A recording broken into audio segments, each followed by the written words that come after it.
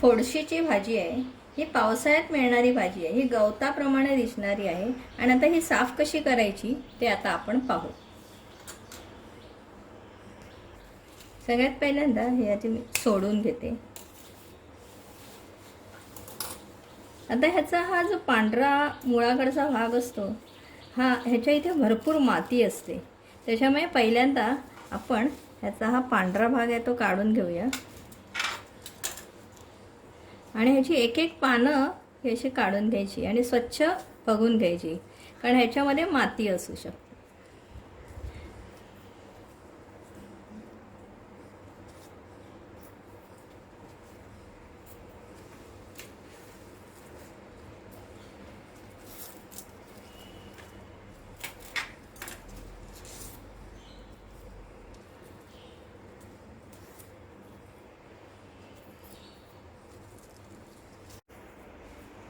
अशा प्रकारे ही सगळी भाजी मी साफ करून घेते आणि मग ही साफ करून धुवून घेते आणि मग आपण भाजी तयार करायला सुरुवात करूया.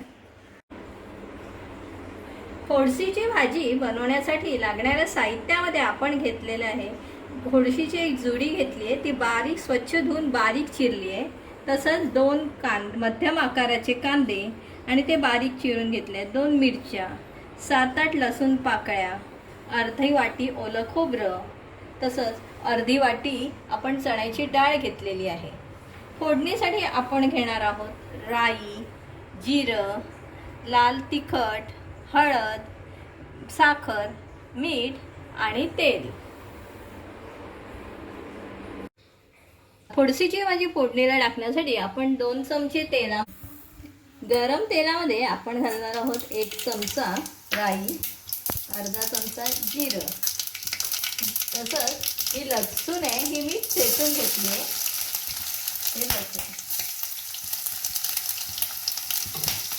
आता या फोडणीमध्ये आपण कांदा घालणार आहे.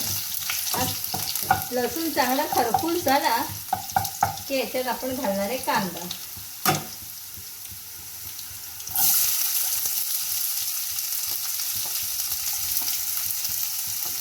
मिरच्या,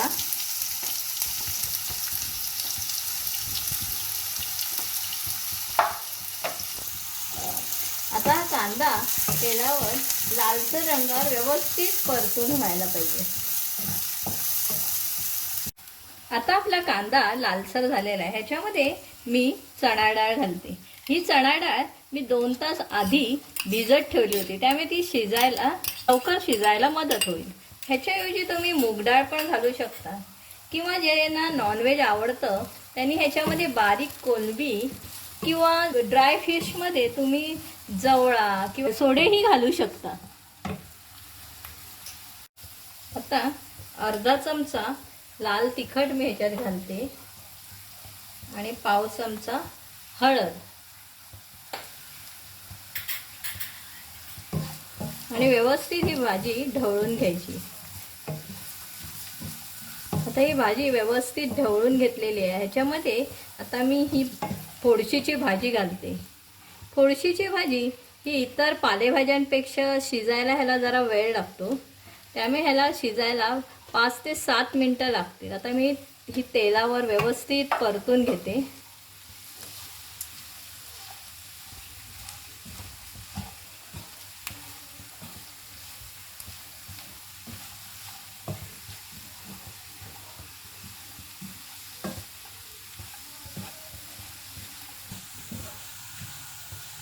आता आपली भाजी व्यवस्थित तेलावर परतून झालेली आहे. आता मी ह्याच्यामध्ये थोडंसं पाणी घालते. 2 चमचे पाणी घालून ही भाजी आता मी शिजायला ठेवते.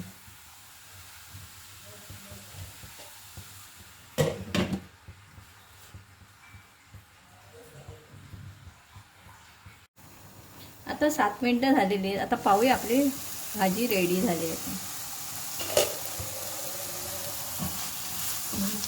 आता आपली भाजी तयार झालेली आहे. ह्याच्यातली चणा डाळ पण शिजली आहे.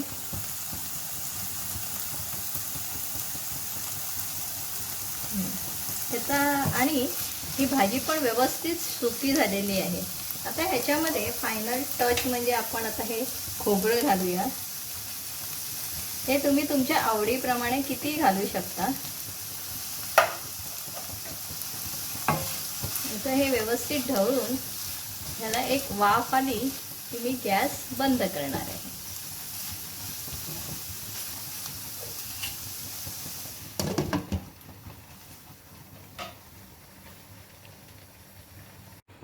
आता 1 मिनिट झालंय. आता मी ही भाजी व्यवस्थित ढवळून घेते. आता ह्याच्यामध्ये मी अर्धा चमचा साखर आणि अर्धा चमचा मीठ घालते.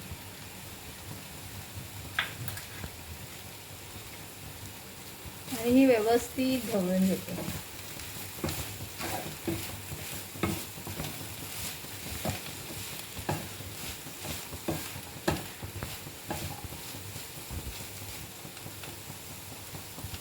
आता आपली खोडशीची भाजी खाण्यासाठी तयार झालेली आहे. आता मी ही सर्विंग प्लेटमध्ये काढून घेते. आता आपली खोडशीची भाजी खाण्यासाठी तयार आहे. ही तुम्ही भाकरी, चपाती किंवा भातासोबतही खाऊ शकता. ही सीझनल रेसिपी आहे आणि त्यामुळे वर्षातनं एकदा तरी बनवून खायला हवी. तुम्हाला आमचा व्हिडिओ कसा वाटला? आवडला तर तुमच्या मैत्रिणींबरोबर शेअर करायला विसरू नका. तसंच आम्हाला लाईक आणि सबस्क्राईबही करायला विसरू नका. लवकरच भेटू अशाच एका नवीन रेसिपी सोबत.